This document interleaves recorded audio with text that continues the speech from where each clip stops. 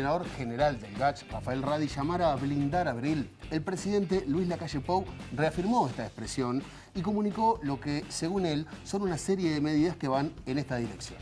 Sin embargo, en abril hubo más de 1.600 muertes, el sistema de salud se vio desbordado y eso se vio reflejado en la atención. ¿Es la vacunación hoy nuestra única estrategia? ¿Qué va a pasar en el mes de mayo? Nuestro presidente debe predicar con el ejemplo. Hoy, en la letra chica, COVID, libertad y responsable.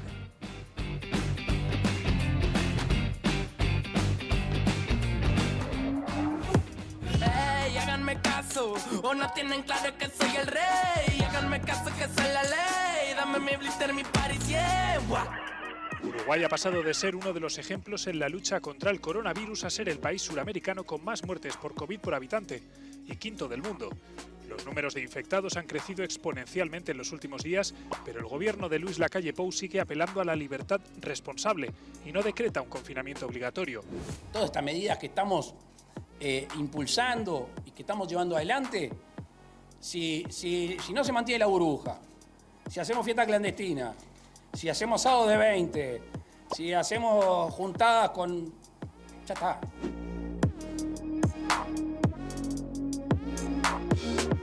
Y si en algún momento las cosas no salen como los uruguayos necesitan y quieren, no miren al costado. La responsabilidad va a ser exclusivamente del presidente de la República. Por supuesto que algunas de esas muertes podrían haber sido evitables. Con otras conductas podrían haber sido evitables. Con prudencia, con paciencia y con libertad responsable vamos llegando a buen puerto. He escuchado ahí, fracasó la libertad responsable. Si fracasa la libertad responsable, fracasa la humanidad. Fracasa la vida en sociedad. Entonces, que no todo el mundo se comporte de esa manera no quiere decir que eso no sea algo vigente en la vida diaria de todos nosotros. Y por eso apelamos. Yo soy el que menos habla de libertad responsable últimamente. Lo que pasa es que a algunos les gustó el concepto para bajarle la caña. Yo creo que si fracasa su concepción sobre la libertad responsable, sobre la economía, sobre el Estado, en todo caso fracasa la concepción del gobierno sobre la libertad responsable. Plantear que si fracasa una concepción, fracasa la humanidad, es asumir que no hay otras formas de ver el mundo, de ver la vida, de definir la libertad, la responsabilidad. ¿Quién es libre para ser responsable? Porque con esta contradicción que estableció el gobierno entre o la gente come o la gente se queda en su casa cuidándose, hay obviamente maneras de que la contradicción sea otra. Se dijo desde el principio, si el gobierno sostiene económicamente a un montón de gente, esa gente va a poder cuidarse. Si el gobierno no la sostiene, esa gente está frente a la contradicción, cuidarse o comer. Biden propone subir impuestos a los ricos. Es hora de que las grandes empresas y los ricos paguen más justo. La República Argentina, con una ley que salió del Congreso Nacional, rige el aporte extraordinario de las grandes fortunas. En Uruguay, el presidente Luis Lacalle Pou informó que no piensa tomar más medidas contra el COVID-19 pese al incremento exponencial de fallecidos.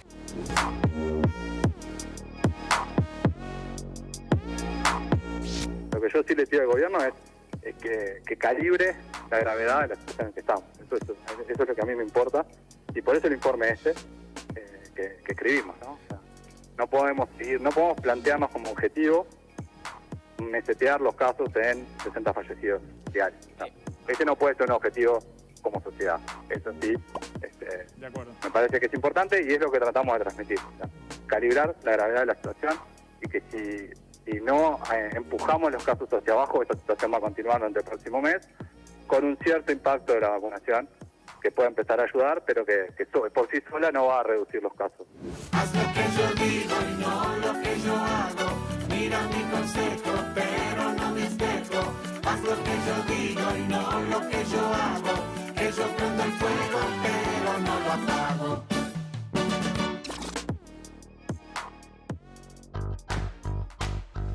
Buenas noches, bienvenidos a La Letra Chica, bienvenida Denise. ¿Qué tal? Buenas noches. En el programa de hoy vamos a volver un poco al tema de la pandemia y vamos a tocarlo en 3 aspectos diferentes en los 3 bloques. Vamos a estar hablando de la actualidad de la vacunación, vamos a estar hablando de la actualidad de los CTI, de cómo están transitando este mes de abril, cómo transitaron este mes de abril, y vamos a hablar de la pandemia desde el punto de vista comunicacional. Desde el comienzo de la pandemia hasta el 31 de marzo pasado se habían registrado 974 fallecidos. Pero en abril la cosa cambió.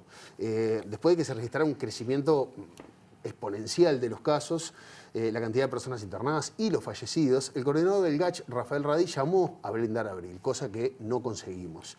El Ejecutivo decidió continuar con el plan que venían, de no agregar nuevas medidas que restrinjan la movilidad. Abril terminó y en un solo mes el número de muertes llegó a arriba de los 2.600 uruguayos. ¿Cuál debería ser el rol del presidente como institución a nivel comunicacional en el marco de esta pandemia? ¿Cómo vemos su figura y cómo tomamos sus mensajes? ¿Cómo nos llegan sus mensajes? ¿Qué pasa cuando nos pide una cosa pero hace otra? Para conversar sobre esto vamos a hablar con el sociólogo y consultor político Federico Irazábal. Federico, buenas noches. Se nos fue Federico, ya lo vamos a enganchar. Una de las cosas que vamos a plantear en este arranque con Federico es el rol de la institución presidencia, más allá de quien la ocupe. Y si esos mensajes nos llegan a todos. Lo tratamos en algún programa anterior y es la enorme variedad de canales hoy que hay de comunicación y de cómo llegar a la gente. Y quizás sentimos que hay un abuso en pretender que toda la gente se entere a través de las redes sociales o que todo el mundo se entere a través de la televisión. Y también tratar de desmenuzar cómo llegan esos mensajes. La última campaña de bien público fue en junio del año pasado, aquella campaña de los 2 metros de distancia. Después vimos esta pieza usando a los sobrevivientes de los Andes, que apostaba un poco más a una épica emocional. Pero bueno, vamos a hablar directo sobre lo que es la comunicación presidencial en estos tiempos de pandemia. Federico, buenas noches. ¿Nos escuchás, Federico? Buenas noches, Diego. Buenas noches, Denis. ¿Cómo están? ¿Qué tal, Federico? Sí, perfecto. Federico, hablábamos recién de cuál era el rol del presidente, pero del presidente institucionalmente, en este caso de Luis Lacalle Pou, en cuanto a la comunicación. Por un lado, el gobierno, la figura de Lacalle Pou, manifestó que la gente tiene una gran cuota de responsabilidad, esto que se ha denominado la libertad responsable, por la situación que estamos atravesando a nivel sanitario, y dejó justamente en manos de la gente la posibilidad de bajar la movilidad.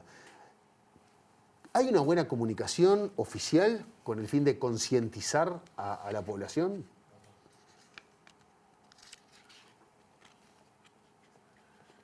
Bueno, en algún sentido, si analizamos a lo largo de todo el proceso, digamos, desde que comenzó la pandemia, el gobierno había tenido grandes aciertos en materia comunicacional, apelando muchas veces a diferentes figuras, no necesariamente a la figura del presidente de la República. En una determinada etapa aparecieron figuras nuevas para lo que era el escenario político, el caso del secretario de la Presidencia, Álvaro Delgado. El ministro de Salud Pública cobró una notoriedad y relevancia inesperada al inicio de la gestión, en base a un buen manejo también de la comunicación. Y allí, bueno, tuvimos en cierto modo nuestro momento de gloria, ¿no? en el combate y en el tratamiento de la pandemia. Eso fue así hasta aproximadamente el final del año pasado, donde evidentemente el público se acostumbró a los mensajes que se estaban emitiendo, subestimó de alguna manera también la capacidad, la fuerza del virus, y yo ahí entiendo que el gobierno también bajó un poco la guardia en materia comunicacional. No ha habido en el último tiempo una presencia de mensajes fuertes que pegaran como el quédate en casa del año pasado, al inicio de la pandemia, pero que luego fue sustituido por el de la libertad responsable. Entonces, ahora también es un poco difícil volver en ese tipo de mensajes, a pesar de que el contexto ha cambiado dramáticamente, ¿no? De forma notoria. Pero el rasgo que a mí más me llama la atención, o tal vez 2 rasgos que me llaman más la atención, es el cambio del eje del discurso del gobierno, de cargar la responsabilidad en el gobierno en una primera instancia para empezar a trasladarle a la ciudadanía esa responsabilidad en el no cuidado, el no acatamiento de las medidas. Y en segundo lugar, la ausencia de una estrategia aparentemente organizada de campañas de comunicación para solicitarle a las personas que se queden en su casa, para que reduzcan la movilidad, para que tomen determinadas medidas, lleven adelante determinadas prácticas. Creo que apelar a los integrantes del Parlamento, como se vio en algunos casos, o a los supervivientes de los Andes, que tienen una historia muy, muy interesante, muy dramática, pero que evidentemente no empatiza con la mayoría de los sectores sociodemográficos del Uruguay. Por lo tanto, creo que hay que apelar a otro tipo de figuras. Veíamos, y lo planteabas tú también, como el presidente ha sido de alguna manera el principal vocero, también otras voces como la de Álvaro Delgado y el ministro Salinas, y preguntarte cómo llegan estos mensajes cuando son emitidos por el presidente y si hay alguna forma de medir el impacto que estos mensajes tienen. Bueno, la forma de medir el impacto más sólida, me da la impresión, es el nivel de acatamiento. Evidentemente esos mensajes no están llegando a la población, y si están llegando, la población no los está tomando con la debida seriedad. Es un tema tal vez hasta institucional, ¿no? La figura del presidente de la República tiene un peso simbólico en Uruguay que de repente no lo tiene en otros países.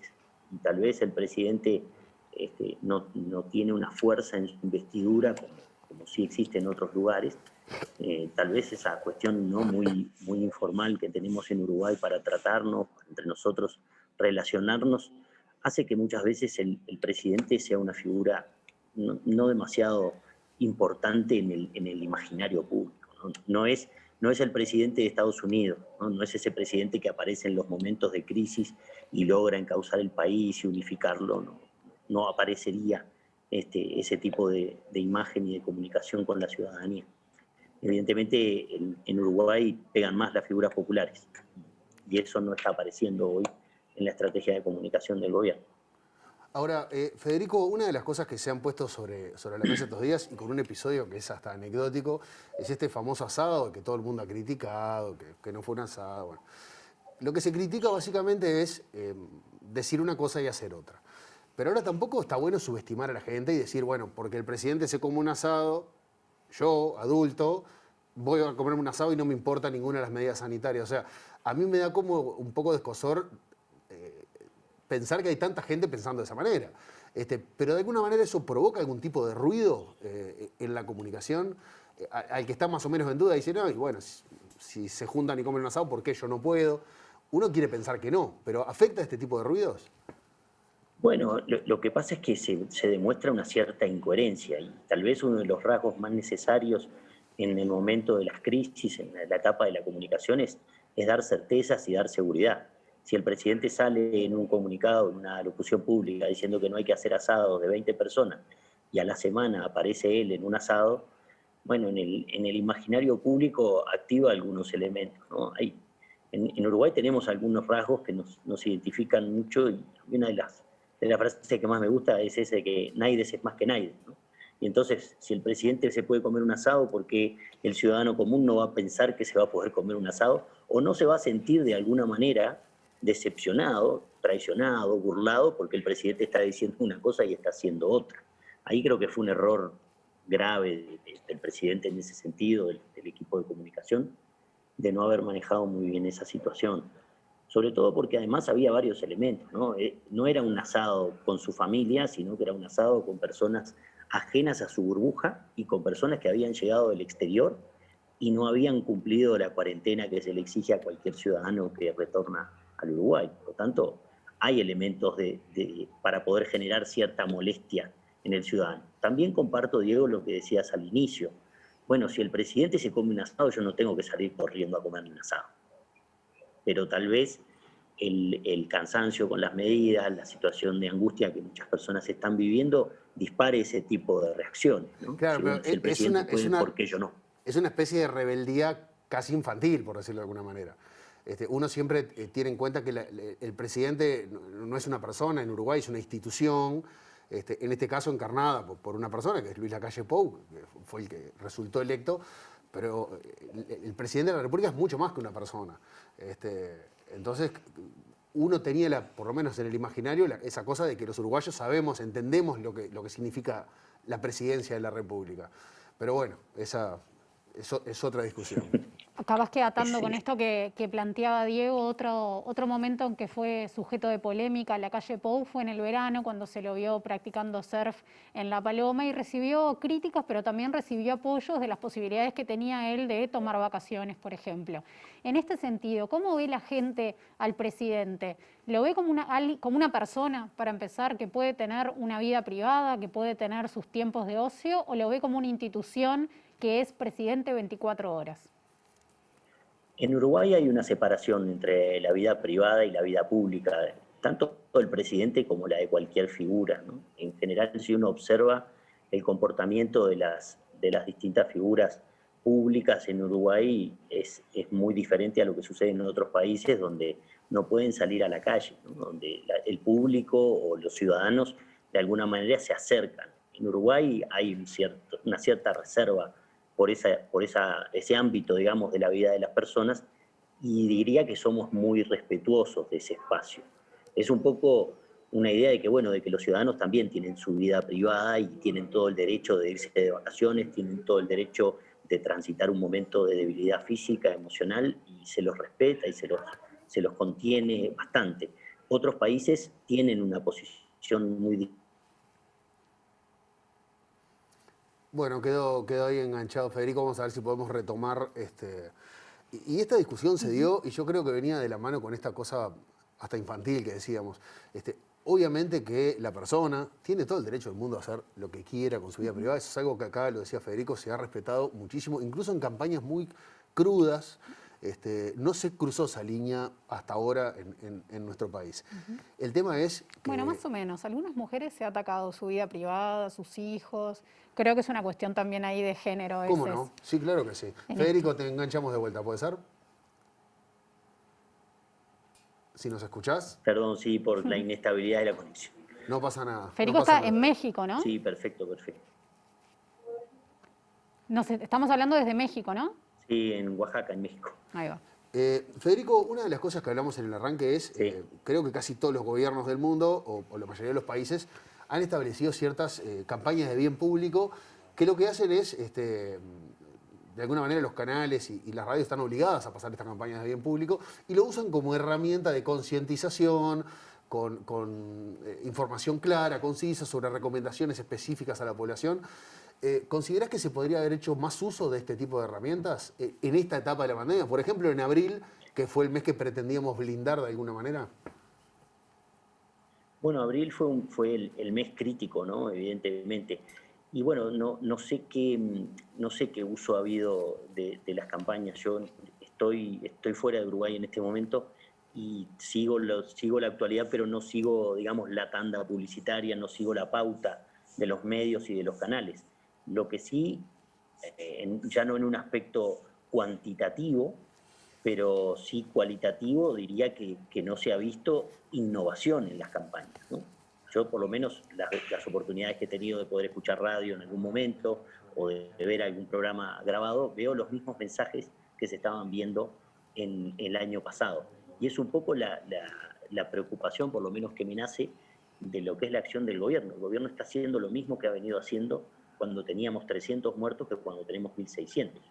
Por lo tanto, no veo por qué no se ha cambiado en términos de comunicación la estrategia, no se ha profundizado en la estrategia.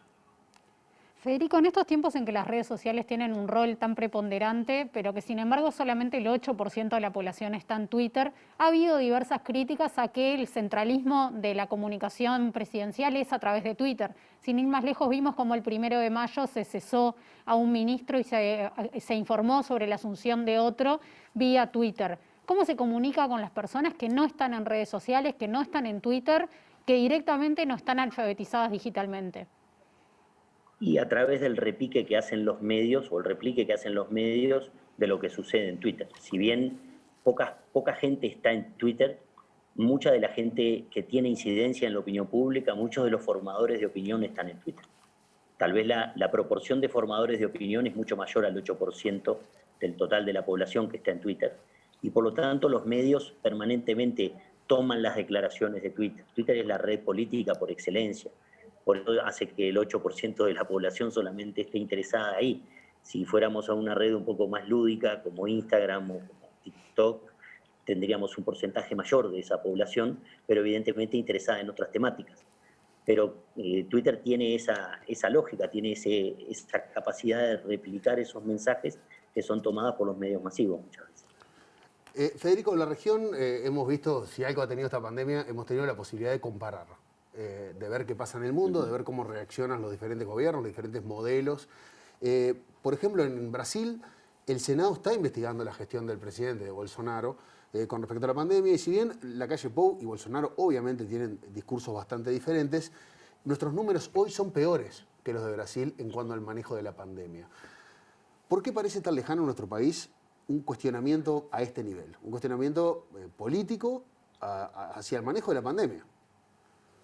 Bueno, afortunadamente estamos lejos de esos niveles, ¿no?, de crispación política y de deterioro institucional que tiene Brasil, pero realmente si uno mira los números, digamos, de las mediciones, por ejemplo, del Latinobarómetro, que es un instrumento que se utiliza para medir el estado de la opinión pública en América Latina, en el año 2015 en Uruguay la confianza de los ciudadanos en el gobierno estaba en el 60%, en el Parlamento en el 49%, en el Poder Judicial en el 51% y en los partidos políticos en el 35%. Y si miramos el promedio latinoamericano, era del 33% de confianza en el gobierno, el 37% en el Parlamento, el 30% en el Poder Judicial y solamente el 20% en los partidos políticos. Uruguay tiene un sistema institucional sano, tiene una oposición responsable a pesar de las diferencias que puedan apreciarse en los discursos, y hay una cuestión de lealtad institucional que el sistema político brasileño no tiene. Para empezar, no tiene un sistema de partidos sólido y por tanto los legisladores saltan de un partido a otro, ya no de una elección a otra, sino dentro del mismo periodo electoral. Y por tanto hay una posibilidad, digamos, de desmarcarse y una posibilidad de perfilar sus carreras políticas por medio de la oposición descarnada y fuerte que tienen muchos legisladores, cosa que acá en Uruguay no sucede. Tenemos un apego institucional y una lealtad política, aún en la discrepancia que es por ahora, por suerte, envidiable y que habría que seguir conservando. Vemos que los políticos discuten, vemos que los integrantes de los distintos partidos reclaman medidas, pero no creo que vayamos a llegar ni en el largo plazo a un nivel de deterioro como el que hoy sucede en Brasil. Bueno, mejor así. Federico Irazábal, muchas gracias por acompañarnos esta noche a La Letra Chica. Muchas gracias.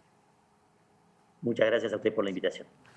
Denise, como lo anunciamos en el arranque, en el bloque que viene vamos a hablar de la realidad hoy de los CTI en nuestro país, de lo que fue la realidad de los CTI durante el mes de abril y también en la primera línea de atención a la medicina familiar. Ya venimos.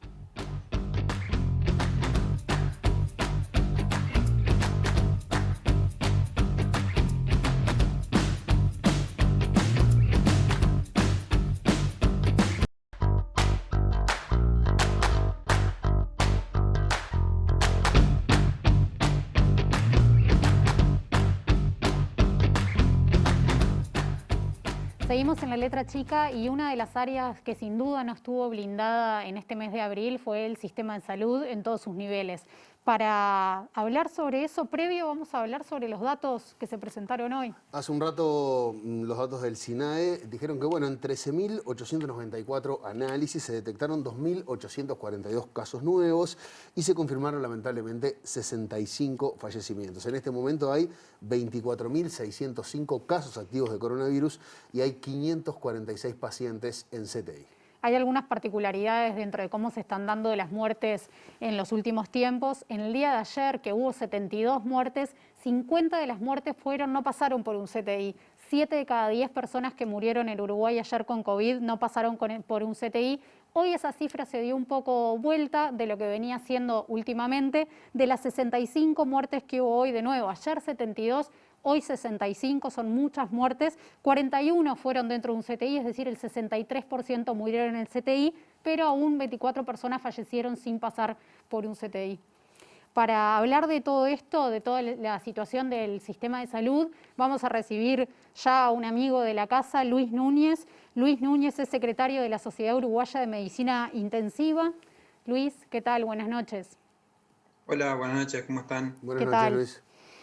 Luis, estábamos teniendo un ingreso de unas 40 personas por día a los CTI. ¿Fue abril el peor mes de la pandemia en términos de muerte? Evidentemente sí, pero también en términos del sistema de salud, y preguntarte si hacia adelante, si la situación es sostenida, si es sostenible. Bueno, sin dudas, abril fue por lejos el peor mes de toda la pandemia en general y en el área de medicina intensiva en particular. Tuvimos un récord de ingresos, días con récord de fallecidos. Ya no estamos en abril, estamos en mayo, pero hoy es el día que creo que se han registrado más muertes en la medicina intensiva desde que la misma se creó como especialidad en Uruguay. Y bueno, día a día lo que estamos viendo es eso, ¿no? Digo, si bien hubo alguna semana en la cual había bajado un poco, había cierta tendencia al descenso o una desaceleración de los ingresos, bueno, nuevamente estamos con ingresos superiores a 40 por día, lo cual es muchísimo.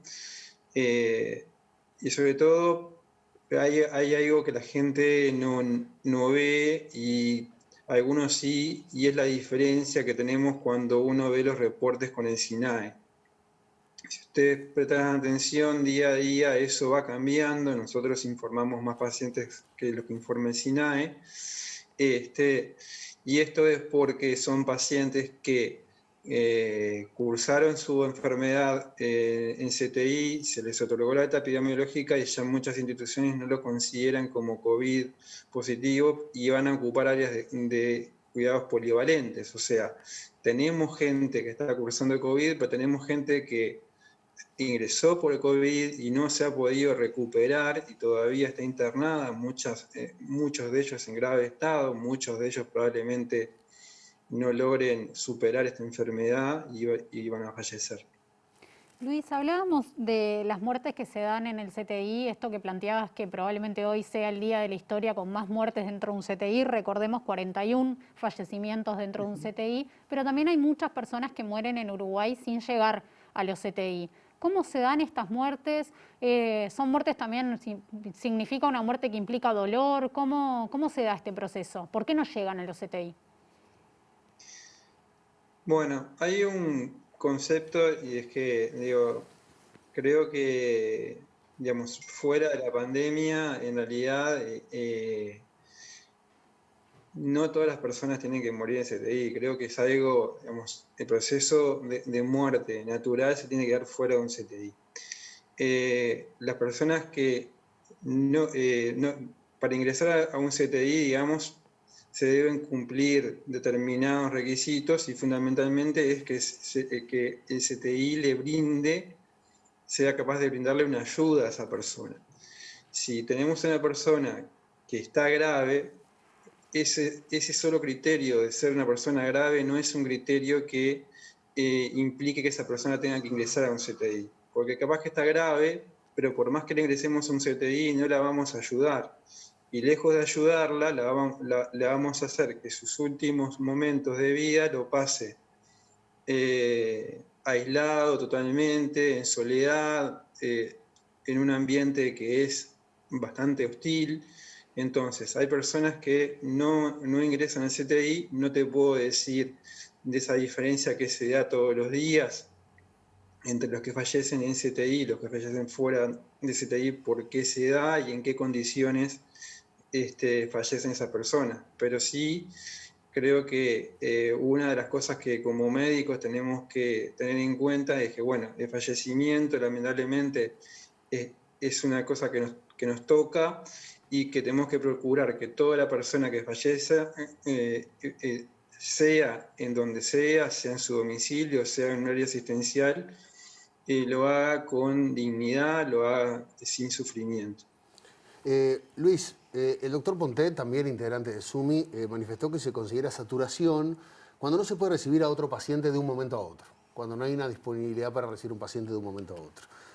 Durante el mes de abril y quizás en marzo también empezamos a hablar de la saturación del sistema, de la saturación de los CTI, y se empezó a tomar como una competencia, lamentablemente. gente que decía que no, que era imposible que eso pasara. Del otro lado, los técnicos que decían que, bueno, que íbamos camino a eso. Obviamente no era una expresión de deseo, era un aviso. ¿En qué situación estamos hoy? Hay algunos CTI en nuestro país, para no hablar de algo genérico, hay algunos que estén más complicados que otros. ¿Cómo está la situación a nivel país?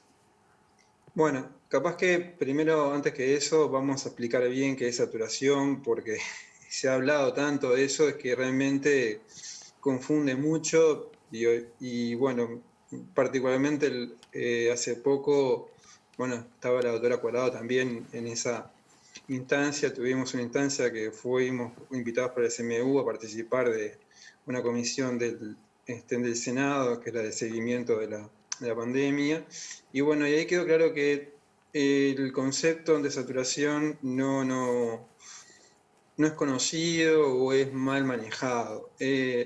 Saturación en sí, en su génesis, estaba para aquellas, primero es para una unidad en particular, no es para un sistema. Bien. Eso es lo primero que hay que tener en cuenta. Y para una unidad que tiene una dotación fija de camas. Ya cuando empezamos a agregar camas, ya ese concepto de saturación se pierde, porque el concepto de saturación también va de la mano de la capacidad de asistencia. Entonces, ¿por qué desde un punto de vista técnico uno puede decir que hoy por hoy estamos saturados? ¿Por qué? Porque la capacidad de asistencia que tenemos actualmente en CTI está seriamente comprometida. No tenemos los recursos humanos suficientes para atender con la calidad de asistencia que se merecen estos pacientes. Lo que ha pasado es que simplemente se ha aumentado el denominador. Entonces, desde un punto de vista numérico, no se llega al 85%. ¿Por qué? Porque se han agregado cada vez más camas. Pero esas cada vez más camas se han agregado con casi los mismos recursos o con recursos humanos que provienen de áreas que no están habituadas a ver pacientes críticos. Y eso obviamente afecta la calidad de atención y afecta el resultado.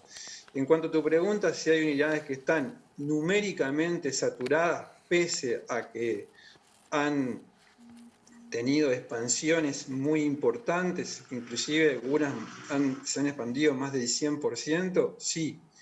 Al día de hoy, hace un rato la sociedad publicó un gráfico que lo vimos publicando hace un tiempo. Sí. Tenemos que 1/3 de todas las unidades de medicina intensiva polivalente del Uruguay, nosotros censamos 54 unidades, o sea, 18 unidades tiene una ocupación superior al 85%. 2/3 tienen una ocupación mayor o igual a un 71%. O sea, estamos en un nivel de ocupación muy alto. A eso hay que sumarle de que estamos en un periodo en el cual bisagra entre dos cosas, bisagra entre que se viene el invierno con un aumento generalmente de los ingresos por todas las patologías, las respiratorias en particular, y también bisagra en cuanto ahora, digamos, hoy se informó por parte del Ministerio que se piensa retomar en forma gradual la actividad quirúrgica. Entonces, estamos en un momento de mucha ocupación, de mucho trabajo, en el cual el 75% de los pacientes que tenemos ahora son pacientes COVID que lo están cursando o que lo cursaron pero no se fueron del CTI y que obviamente siguen requiriendo cuidados intensivos, siguen requiriendo mucho más cuidados que cualquier otro paciente crítico. Luis, una cortita y después te hacemos una que tiene que ver más con la actualidad, pero hablabas de pacientes que ingresan con COVID, que después le dan el alta epidemiológica, que continúan internados en estado grave y que seguramente, lamentablemente, esos pacientes fallezcan. ¿Cuánto es el tiempo habitual que puede estar una persona en un CTI? Supongo que debe variar obviamente caso a caso, pero más o menos cuando alguien ingresa en un CTI por COVID, ¿cuánto tiempo es lo habitual que permanezca en un CTI? si es que logra salir del CTI? Bueno, eso ha ido variando en transcurso de la pandemia y los tiempos han ido acortando. Vale decir que también se han ido acortando también en base a fallecimientos por estadías más cortas. En sí, en promedio, una persona con COVID está unos de 10 a 12 días. Si esa persona requiere una asistencia ventilatoria mecánica y logra sobrevivir a eso, ese promedio o la mediana, que es la mejor medida, va a 21 días.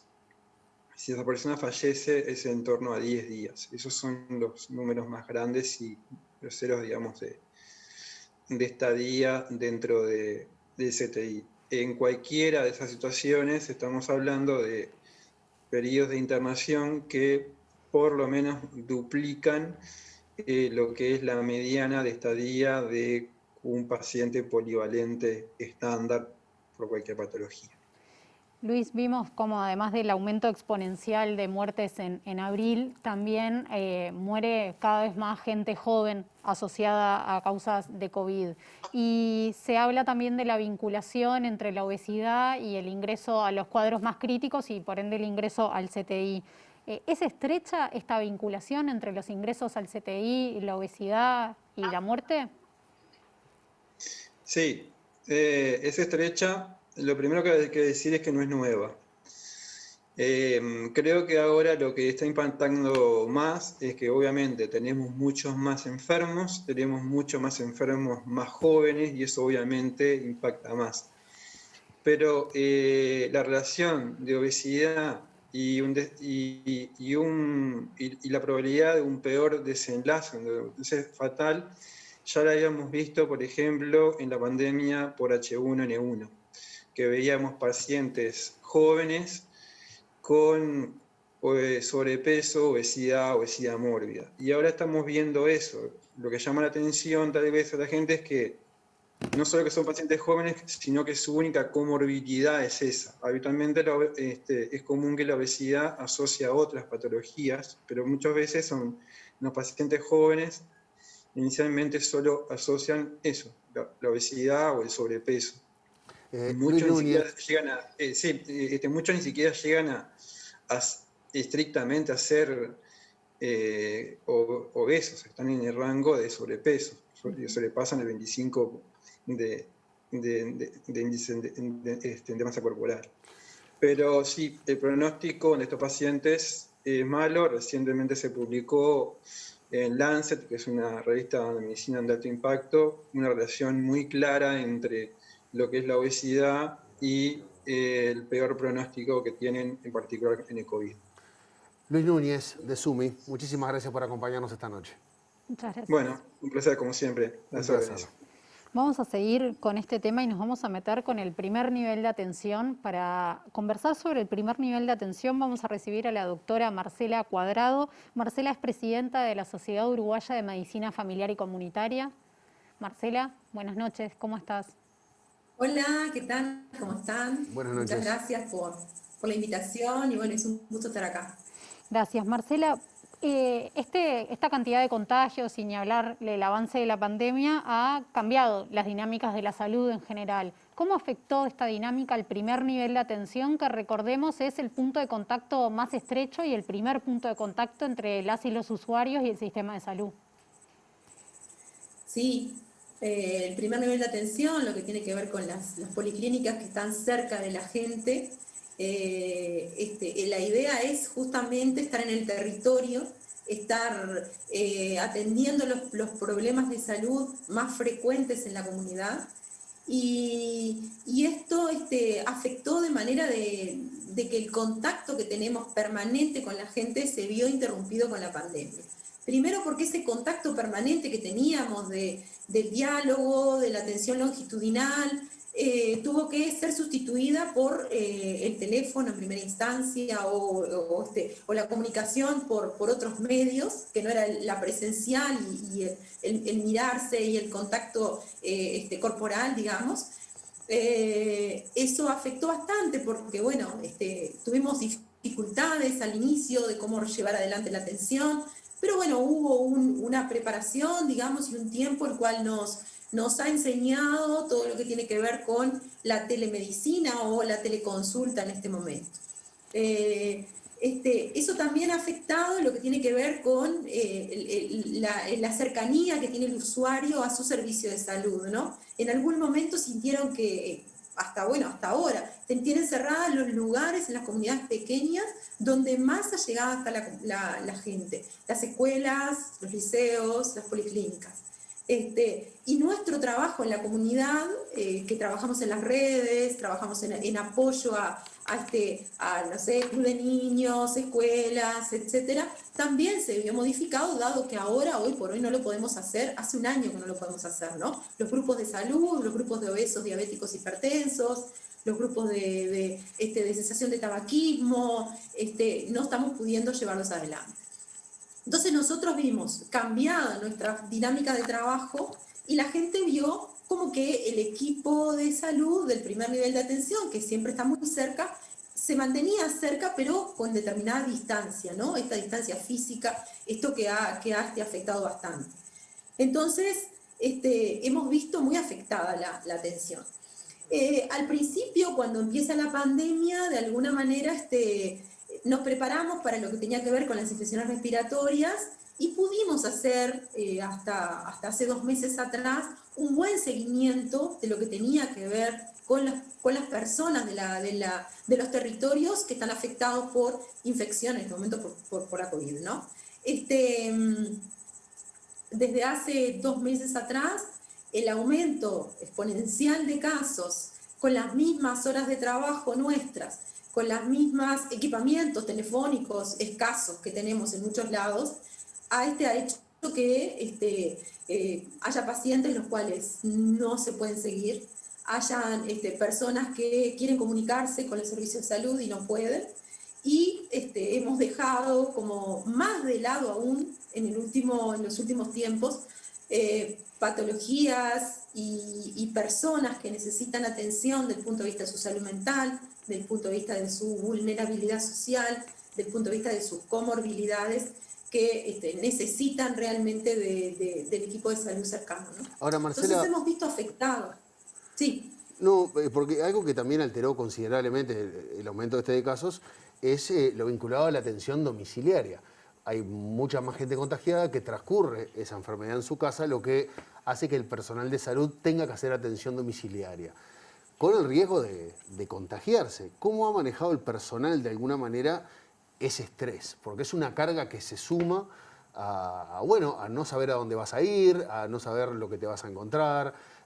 Ayer leí a alguien que también había ido a hacer una atención domiciliaria y el paciente no estaba, y fue a hacer una atención de un paciente con COVID y se encontró que el tipo no estaba en la casa. ¿Cómo sentís que ha manejado el personal de salud ese trabajo domiciliario? Que es bastante nuevo, digamos. Bueno, nosotros en realidad con el cargo de medicina familiar y comunitaria tenemos una carga horaria dedicada a atención domiciliaria, ¿no? Hacemos consultas domiciliarias, que son pocas, pero hacemos muchas visitas domiciliarias. Hemos visto como diferente ahora porque tenemos muchas consultas, que son pacientes enfermos que vamos a ver porque llaman y porque nos derivan estos casos de los equipos COVID, con un problema importante como es estar cursando infección por COVID, ¿no? Y todo lo que eso implica. El miedo del equipo de salud, el tener que, usar todos los equipos de protección personal, igual sentir que te puedes contagiar. Nosotros en el primer nivel de atención no usamos el mismo equipamiento que se usa en CTI, que es mucha protección. Usamos una protección, pero que es una protección a medias, digamos, ¿no? Y hemos ido a ver pacientes que en realidad muchas veces nos encontramos que están más graves de lo que creemos que vamos a encontrar, ¿no? También, la mayoría de las veces vamos con pocos recursos, porque a veces vamos solos, nuestros vehículos, a veces vamos con un equipo un poco más completo, que llevamos enfermería y nos lleva un chofer, pero son pocos los casos en los cuales vamos con un equipamiento completo. Recursos materiales que necesitamos para hacer este seguimiento en domicilio, como lo que tiene que ver con un saturómetro, un balón de oxígeno y ese tipo de fundamentales para atender a un paciente que está cursando una infección respiratoria como es la infección por COVID, ¿no? Que está muy sintomático y que está con disnea, muchas veces que es falta de aire, no tenemos. Entonces, es como hacemos una visita domiciliaria preocupados por lo que no tenemos. Muchas veces decimos, vamos solamente con el estetoscopio a atender al paciente, y es como, si le falta el aire, no tenés más que hacerle viento con una carpeta, yo qué sé, porque no tenemos material para poder atenderlo. Entonces eso, sumado a la preocupación por el contagio, sumado a la situación clínica en la cual vivís, a veces el ambiente está poco ventilado, a veces son muchas personas que están en esa casa con COVID, entonces es como una situación preocupante. Muchos compañeros no quieren arriesgarse a ir a hacer domicilios por COVID, ¿no? Y bueno, y peor aún que velando por la seguridad externa, porque ha pasado estos días que han habido casos de seguridad externa de compañeros que han sufrido violencia al hacer domicilios en barrios que realmente son barrios complicados, ¿no? Entonces vamos a hacer domicilio preocupados y se suman otros factores que a veces es complejo manejar. Eso más que nada en la ciudad. En la parte rural vamos habitualmente solos o con un enfermero en nuestros vehículos y también, ¿no? Te encontrás en la zona rural con muchas dificultades, llevas tu propio teléfono la mayoría de las veces y tenés que hacer coordinaciones que te llevan muchas horas. En la ciudad llevan horas, pero en el medio rural llevan muchísimas más horas. Te puedo decir que hemos estado 8 horas y más esperando lugar para poder trasladar a un paciente del medio rural, esperando la ambulancia y quedándonos en esas casas esperando que llegue alguien, ¿no? Sin nada, con muy pocas cosas. Marcela Cuadrado, muchas gracias por este momento en La Letra Chica. Bueno, gracias a ustedes.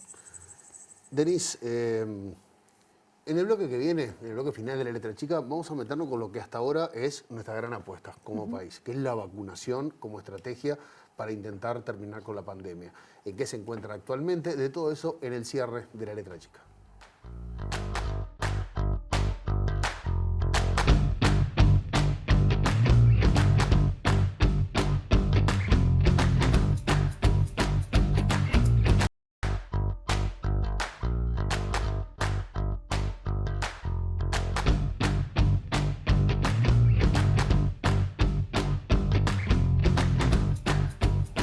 Al no reducirse la movilidad, la vacunación es claramente nuestra gran estrategia a seguir para intentar terminar con la pandemia.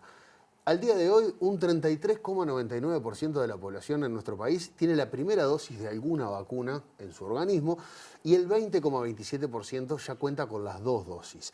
Bueno, para conversar sobre qué tan efectiva es esta medida por sí sola y hasta cuándo debemos esperar para ver efectos concretos, vamos a recibir a la profesora agregada de Enfermedades Infecciosas de la Universidad de la República, Susana Cabrera. Susana, buenas noches. Hola, ¿qué tal? Buenas noches. Muchas gracias por invitarme. Susana, la primera pregunta, y creo que se ha repetido durante el mes de abril, ¿es efectiva la vacunación sin confinamiento? Bueno, la verdad que si nosotros estamos aprendiendo en esta pandemia, ¿no? Esto es algo que es obvio. Si hay una palabra que define esta pandemia es la incertidumbre y es el aprendizaje permanente que estamos teniendo, y lo hacemos también viendo las experiencias de otros países.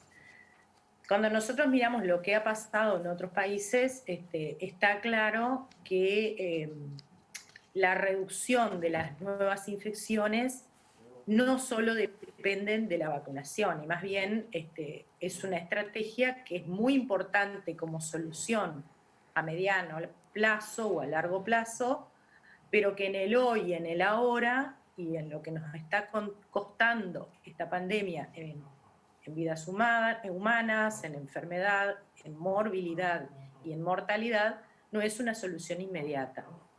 Realmente a lo que hay que apostar en este momento, o ya en los últimos meses, obviamente, es a un descenso de las nuevas infecciones, de los nuevos contagios, y eso a través de la vacunación no lo vamos a lograr ahora. Sí es muy bueno que estemos vacunando, es muy bueno que estamos vacunando rápido, es uno de los países que va vacunando más rápido. Uruguay tiene poca población, no hay una muy buena logística al respecto, se ha hecho un buen plan de vacunación, pero eso va a llevar meses. Hablabas de otras experiencias en el mundo y en particular, por ejemplo, Israel o el Reino Unido han vacunado masivamente con Pfizer, además, que se supone que tiene un mayor nivel de efectividad, y sin embargo han llamado a confinar a determinados sectores de la sociedad. ¿Cómo se ha dado esta dinámica en estos países y por qué de alguna manera Uruguay rechaza tanto esta idea de confinamientos oportunos? Sí, sin duda, sí, justamente dos países que son clave, bueno, Israel y lo que ha pasado también en el Reino Unido también es clave para nosotros, para leer, para ver y para aprender.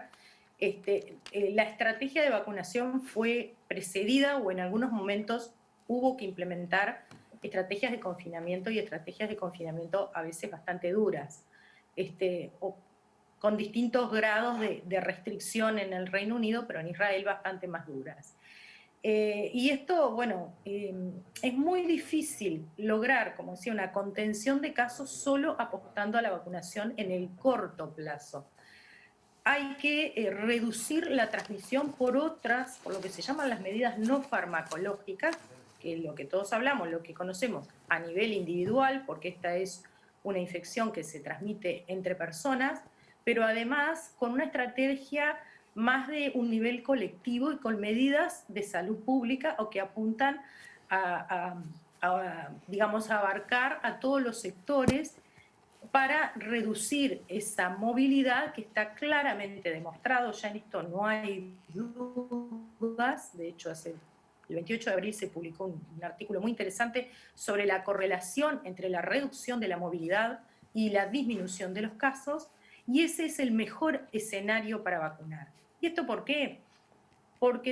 Primero porque el vacunar en medio de un crecimiento exponencial de casos genera una presión sobre los virus, sobre el virus, y eso puede hacer que aparezcan variantes que quizás pueden ser más agresivas o que no sabemos qué tanto pueden ser prevenibles por las vacunas que estamos aplicando. Entonces, eso es importante, tratar de reducir el número de casos para que esa vacunación se haga en las mejores condiciones posibles. Además, no olvidemos que para llegar a lo que se conoce como inmunidad de rebaño, que es un número teórico estimado de cuál sería el número necesario para realmente tener una protección colectiva que nos dé cierta tranquilidad, se necesita vacunar a un gran número de personas, un porcentaje importante de la vacunación, se estima 60 o 70%, pero que quizás pueda ser más cuando pensamos, como recién hacías mención, en vacunas que tienen menos eficacia para reducir la probabilidad de infectarnos y de transmitir. Todas las vacunas son muy eficaces para reducir la probabilidad de tener una enfermedad grave o morir. Y de hecho, lo primero que vamos a ver probablemente como impacto de la vacunación en la medida que avancemos, quizás empecemos a ver menos casos graves. Pero al haber un gran número de personas infectadas, esa meseta va a llevar más tiempo a alcanzarla. Bien, hablemos... Sí.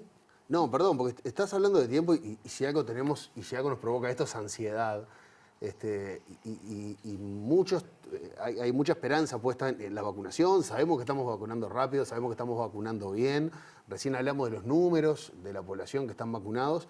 Pero ¿cuándo podemos esperar que se vean los efectos de la vacunación en cuanto a tiempo y empiecen a disminuir los contagios? ¿De cuánto tiempo estamos hablando que necesita el sistema tener estas personas vacunadas para empezar a notar los efectos de la vacunación? A ver, si uno mira lo que pasó de vuelta, tenemos que mirar los otros países. El problema es que no tenemos situaciones comparables porque usamos diferentes vacunas. O sea, yo puedo mirar qué pasó en Israel y te voy a decir, cuando tú miras la curva, cuando superan el 20% de personas vacunadas, alrededor de un 25%, empiezan a bajar los casos. Pero viene precedido de un confinamiento muy importante. Y vacunan con una vacuna que es Pfizer, que tiene un 95% de eficacia para la prevención de infección.